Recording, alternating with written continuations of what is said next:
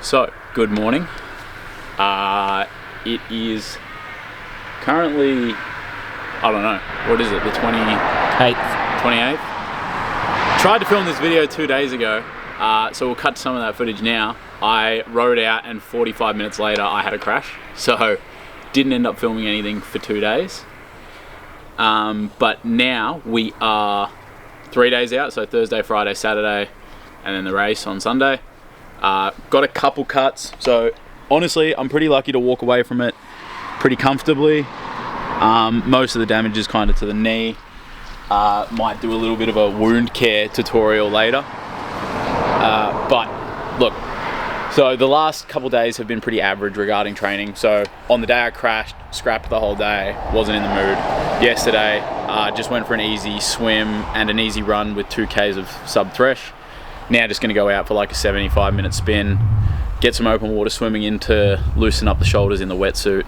And yeah, I'll take you along for it all.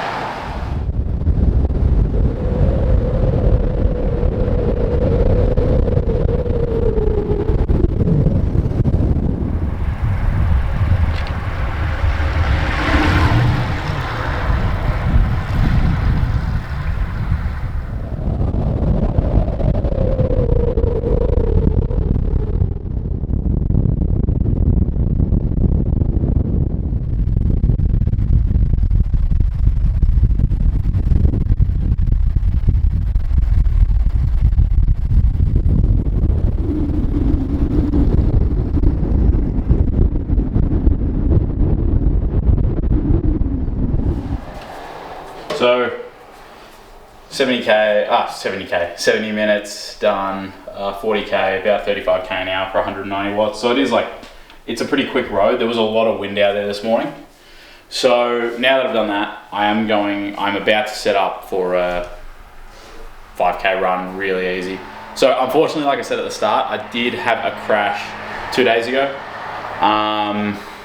Unfortunately, I guess this is like a little bit of a safety thing for anyone who's new to triathlon. This is definitely a problem I've faced. I built a lot of my fitness on the trainer, which means my bike handling and cycling skills are way behind my fitness and speed levels. So to any beginners out there, or even more advanced people, 100% Zwift is a great tool because it lets you, from like a time efficiency standpoint, it's fantastic in terms of, you know, an hour ride takes maybe an hour and 5 minutes rather than setting up for an outdoor ride. But do make sure you are practicing your position outside on the road in similar conditions to you'll be racing, because one of the problems was on Tuesday I was really trying to get my, again, because I've been fiddling with the position, I was really trying to dial in the race day position and I was really trying to tuck my head, and it just massively obstructed my visibility, and unfortunately I just went over like quite a thick branch at about 40k an hour, and I was never going to catch that. So yeah, fortunately I am pretty good at crashing. I've crashed quite a few times and I've always managed to walk away reasonably unscathed. So that was it. I'm going to set up for a run now, but before I do, if anyone's looking for sunnies, triathlon's an expensive sport. All the gear's expensive. These sunnies from AliExpress were $3.50. So if you manage to find them, they are actually elite quality. So there's a little hack for anyone who wants to save money. So I do have to go for a run because I'm going to I've got to set up with a new client, a new coaching client at 9. So I better get that started. So I will talk to you guys in a little bit. Flying. No stacks? It's good. No stacks. No, just one, mate. Fine, it's good. Other leg. Should I tell him? What? Yeah, whip out a fucking sleeping bag in transition, mate. Go to sleep for like 3 hours, wake up, and run a 240. I might, it's tempting. Or your fastest run split. Let's go.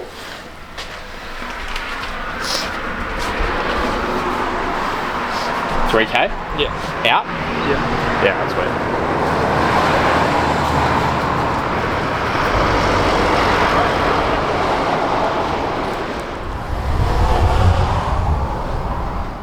Oh yeah, that.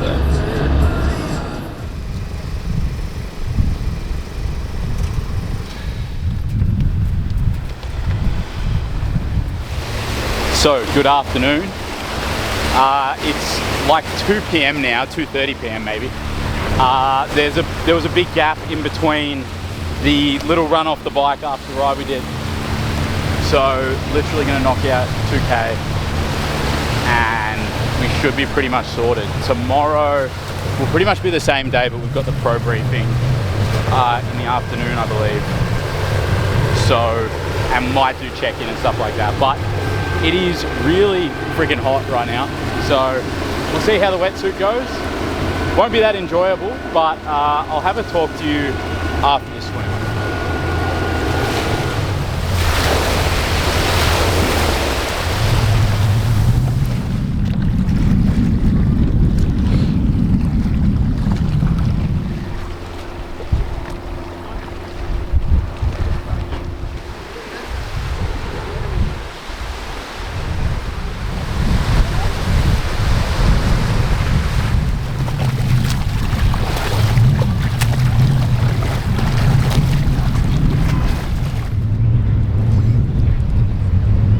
So, day done.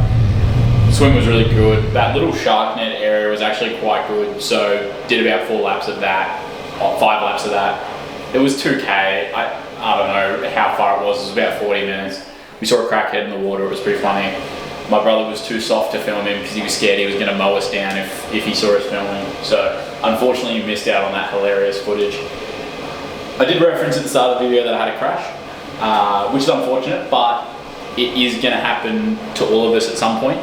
So I thought I would quickly show my very, very simple strategy to dealing with road rash, because I actually think it's really important how you take care of it in the first sort of couple seconds. So just so you know, this information isn't coming from nowhere. I do have a degree in paramedicine, not that I ever used it, but I am sort of formally educated in this area. So key thing, first thing you have to do, I would keep any soaps or anything with sort of like random ingredients out of the wound. I wouldn't worry about that. First thing you need to do, ideally if you can get your hands on saline from a chemist, like sterile water, that would be better, but in most scenarios tap water isn't going to cause too many problems. But this isn't for the faint of heart. I would go find yourself some isopropyl alcohol. Any percentage is fine. Normally the ones that are designed specifically for like wounds are diluted quite a bit. This is 100% because I couldn't find anything else, but it is in a spray, so the sort of delivery is quite small. Basically, get home, clean any debris out, so you might have to scratch some dirt. Basically get as much of the dirt out of the wound as you possibly can. You might even need some tweezers to do so sometimes.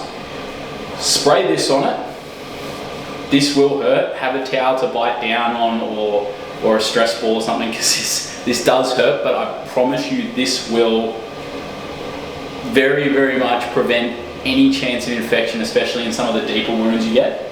So put that on and then rinse it under like a lukewarm water, because warm water will be painful for essentially no reason. And then once you've done that, try and let it dry as naturally as you can. You probably don't want to be drying it down with towels and stuff that could have bacteria. And then once you've got that done, put some sort of antiseptic ointment. My favorite go-to is betadine.